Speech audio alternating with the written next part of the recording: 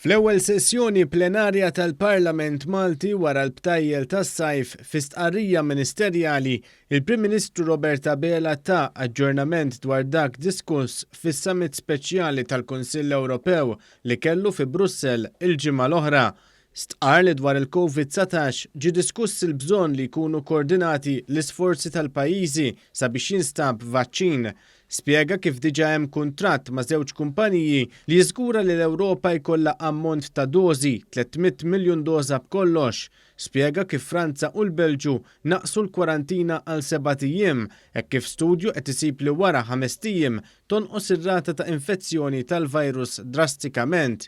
Spjega kif pajjiżna ser jingħata minnu fih 330,000 vaċċin biex imbagħad gradwalment ikollna vaċċin għall-popolazzjoni kollha.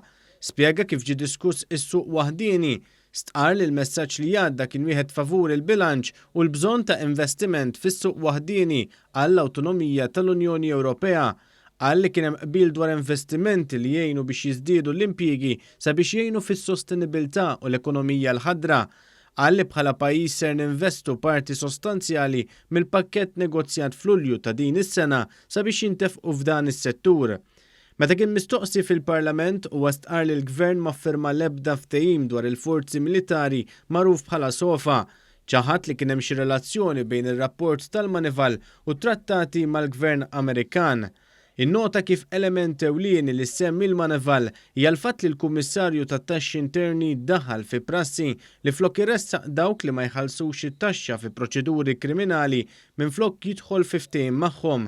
U għannota li din kienet l-istess prassi li benefikaw minna Adrian Delija u Bernard Grech. Kummissarju tat-Taxxi daħal fi prassi illi flok kienet iressaq it-tax defaulters bi proċeduri bil-pulizija, bi proċeduri kriminali l-qorti, jidħol minflok f'settlement agreement magħhom.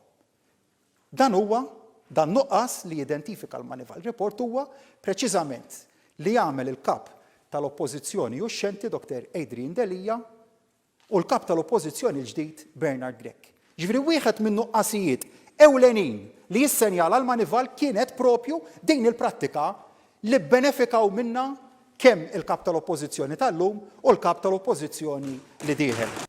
Fi stqarrija ministerjali l-Prim Ministru qal li l-Gvern kellu pożizzjoni li tisħaq dwar l-importanza ta' dialogu imma mhux sanzjonijiet u kastigi ta' pajjiżi terzi.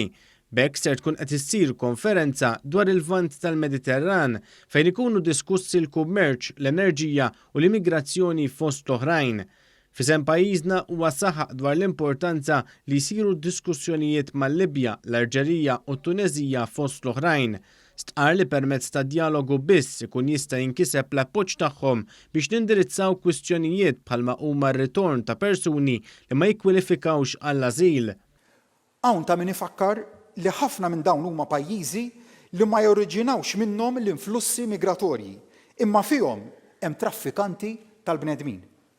Allura jeħtieġ li nikkoperaw magħhom biex ngħinuhom ikomplu jsalvaw il-ħajjiet billi jipprevjenu li dawn il-gruppi kriminali ikomplu jisfruttaw lill-immigranti. Il-Prim Ministru tkellem ukoll dwar laqgħa li kellu ma' Michel Barnier li huwa n-negozjant ewlieni tal-Unjoni Ewropea fin-negozjati mar-Renju Unit. Spjega kif kellu laqgħa wkoll mal-Kummissarju għall-Ugwaljanza Helena Dalli fejn spjegat ix-xogħol kbir li qed tagħmel kontra r-razziżmu.